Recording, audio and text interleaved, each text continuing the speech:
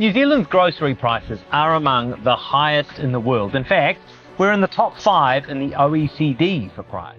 Do you agree that New Zealand is much more expensive when compared with the rest of the developed world? While we're going to go through a bit of a numerical comparison, we're going to focus on the causes behind the inflation in New Zealand. This will also help us verify the graveness of situation for Kiwis. So, without further ado, let's get started.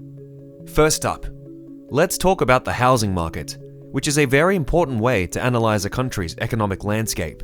New Zealand's real estate market is like a very dangerous game of Monopoly. Why though? Well, for starters, there aren't enough houses, and everyone is rushing to find a spot. There is a huge demand, but is there enough supply? Not really. The prices of homes are going through the roof because of this mismatch. Think about it. New Zealand is in a remote area and doesn't have a lot of land that can be used for building. It's also a Kiwi dream to own a home, usually with a garden for those famous barbecues. This makes for a very hot market. Also, don't forget the effect of foreign investors and the new trend of people leaving cities after the pandemic. Because of all those things, the real estate market is heating up, and costs are going through the roof. That being said, let's talk about money and the business. When it comes to costs, New Zealand's economy is like a well-oiled machine that works very well.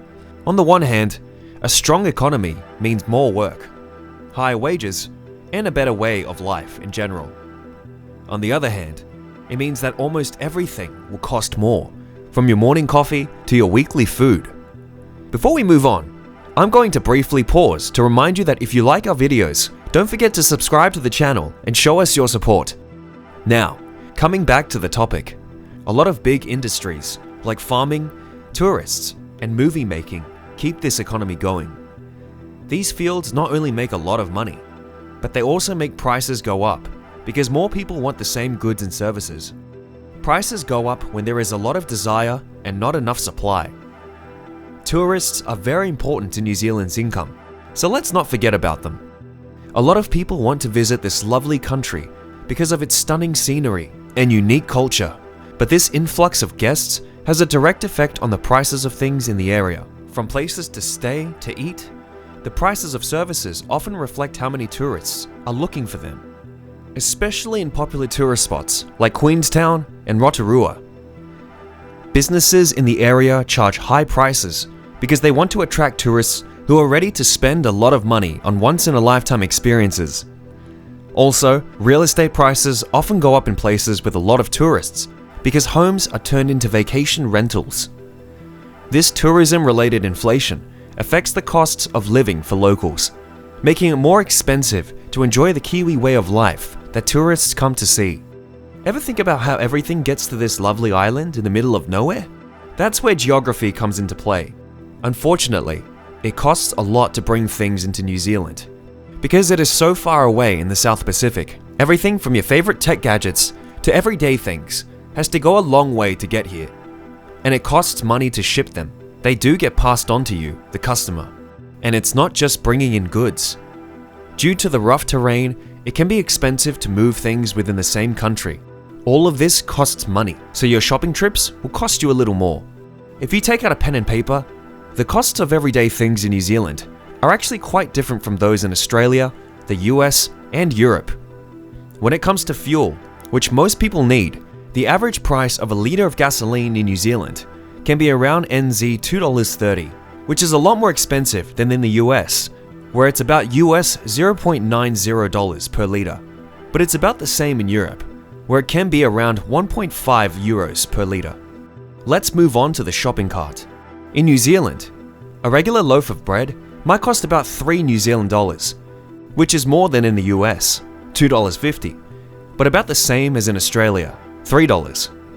In the same way, a litre of milk costs about $2.50 New Zealand dollars in New Zealand, just under 90 cents USD in the US, and about $1.50 AUD in Australia. The prices of these things show how much more expensive everyday things can be in New Zealand. Why are they? We've already talked about how far away the place is, but don't forget about import taxes and the cost of making things in the area. The Kiwi customer has to pay more because the recipe is complicated. Here's something that's kind of a silver lining. The price that New Zealand charges for a good life is something that many people are happy to pay.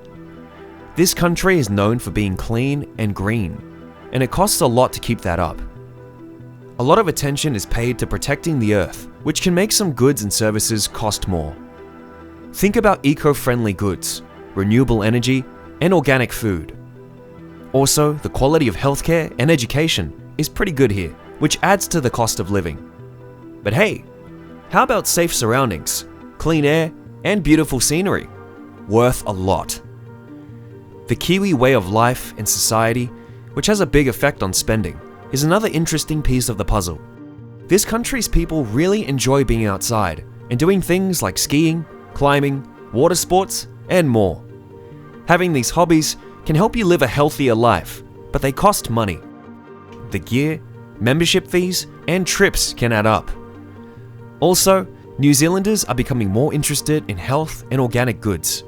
Kiwis are spending more and more on healthier and more environmentally friendly items, like organic foods and eco-friendly home goods.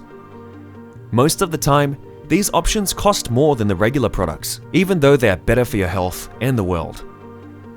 The last thing we should talk about is what the government does. Cost of living changes a lot because of policy choices. The government can either make things easier or harder on the budget by imposing taxes and rules on things like property and imports.